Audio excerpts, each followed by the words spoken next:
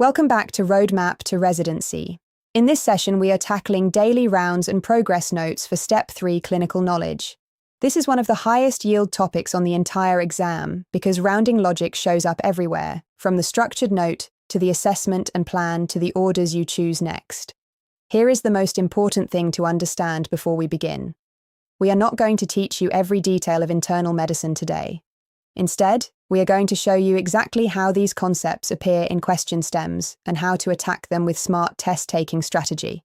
If you want the deep foundational content, work through the inpatient medicine and patient care chapters of your favorite review book and drill the question bank. This video teaches you how to convert that knowledge into points on exam day. Make sure you like this video and subscribe to the channel and stay with us all the way to the end. Here is our roadmap for the next several minutes. First, we will learn to recognize the question stems that are built around the structured progress note, the format that moves from subjective to objective to assessment to plan. Second, we will apply concrete strategies for the assessment and plan when it is organized problem by problem, and for the daily medication reconciliation that catches dangerous errors. Third, we will master the next best step format that tests interdisciplinary communication, safe handoffs, and transitions of care. Throughout, remember the supporting material lives in the inpatient medicine and patient safety chapters of your review books and your question bank. Our job here is strategy. Let us begin with the structure of the note itself. Our first strategy is simple but powerful. Learn exactly where each piece of data belongs in the structured note. The note always moves in the same order. Subjective comes first, and that is what the patient tells you, such as their reported pain or their nausea. Objective comes next, and that is everything you can measure, including vital signs, the physical exam, laboratory results, and imaging. Then comes the assessment, which is your clinical interpretation. Finally comes the plan, which is what you intend to do. On the exam, a very common stem hands you a messy block of information and asks which item is in the wrong place. Here is your reflex. A symptom the patient describes belongs in subjective, never in objective.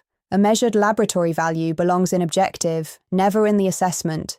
If you sort every detail into its correct section, the misplaced item jumps right out, and the answer becomes easy. Strategy 2 is about the heart of the note, the assessment and plan.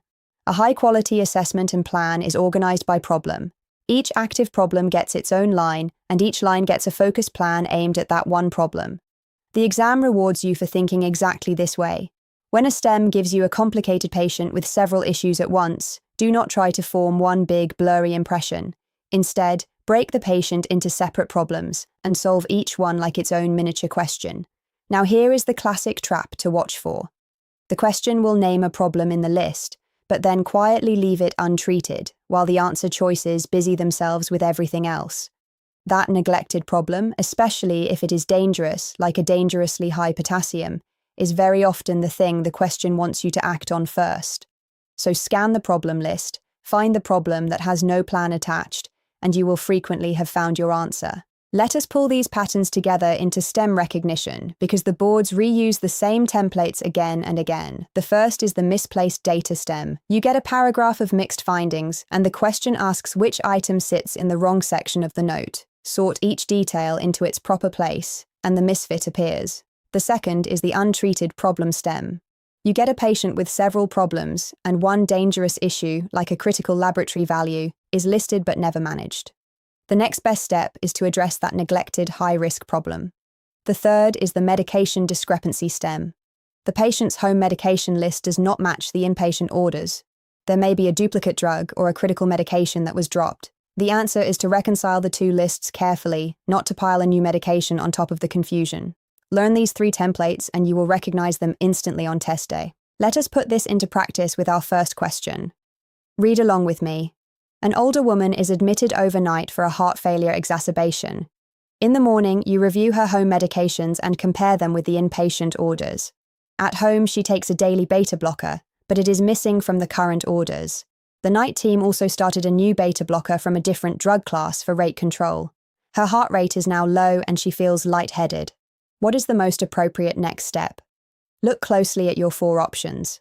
Choice 1, add a third agent for rate control. Choice 2, reconcile the medications and stop the duplicate beta blocker. Choice 3, discharge her with follow-up next week. Choice 4, order an immediate scan of the head. Take a moment and commit to your answer before we walk through it together. Let us walk through it. First, spot it. The patient is taking 2 beta blockers at the same time, her usual home medication plus a new one the night team added, and as a result her heart rate is low and she feels lightheaded.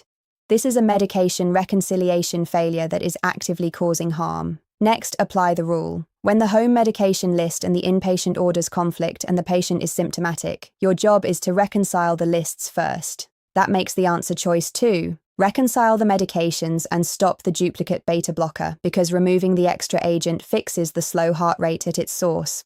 Finally, eliminate the others. Choice 1 adds a third rate controlling drug, which would push the heart rate even lower, so it is dangerous and wrong.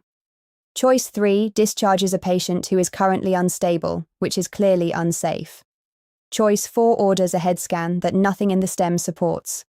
The correct answer is choice 2. Here is our second practice question, and this one targets interdisciplinary communication. Read along. A patient with a serious blood clot in the lung is started on a continuous blood-thinning infusion in the afternoon. At the change of shift, the day team signs out to the night team but does not mention that the next blood test to monitor the infusion is due in 2 hours. The night team is unaware, and the test is missed. Which element of safe communication would most likely have prevented this error? Consider your choices. Choice 1, quietly adjusting the infusion without telling the night team. Choice 2, a structured handoff that names pending tasks and what to watch for. Choice 3, waiting until morning rounds to discuss the patient. Choice 4, asking the patient to remind the nurse about the test. Pick your answer, and then let us reason through it. Let us reason it through. First, spot it. A critical pending task, the timed blood test that monitors the infusion, was never passed along at the change of shift. So the error here is a breakdown in the handoff itself, not a flaw in the medication or the dose. Next, apply the rule. A safe handoff explicitly states the pending tasks, the results you're expecting, and what the next team should watch for, so that nothing slips through the cracks. That points us straight to choice 2, the structured handoff, because it would have named the due blood test out loud. Finally, eliminate the rest. Choice 1 hides information by adjusting the infusion silently, which makes safety worse. Choice 3 pushes a time-sensitive task all the way to morning rounds. Choice 4 offloads a clinical responsibility onto the patient, which is never the standard. The protective, correct answer is choice 2. Before our final tips, let us lock in the single most useful pearl from this whole session. When you are stuck on a rounding or patient safety question, fall back on 2 reflexes. The first reflex is, when the home medication list and the inpatient orders disagree, reconcile the lists before you add anything new. The second reflex is, when a task or a result needs to move between teams or between disciplines, communicate it directly with a structured handoff, rather than assuming someone already knows. Here is why this matters so much on the exam. The most tempting distractors will add a new drug, order another test, or quietly fix something without telling anyone. The board consistently favors the answer that closes the loop, the option where information is shared, the duplicate medication is stopped, or the pending task is clearly handed off. So when 2 answers seem close, choose the one that makes the whole system safer, not the one that simply makes the patient busier. That brings us to our final tips and where to go next. For the underlying content, review the inpatient medicine, transitions of care, and patient safety chapters in your major review books and your question bank. Concentrate your effort on 4 things: the structure of the progress note, the assessment and plan organized by problem, daily medication reconciliation, and safe handoff communication. Master those, and rounding questions become some of the easiest points on the exam. If you want personalized help, visit roadmaptoresidency.com, where our expert tutors and residency advisors can build a study plan tailored to you. If this video helped, please like it and subscribe to the channel so you never miss a strategy session. Good luck on your exam, you have got this, and we will see you in the next one.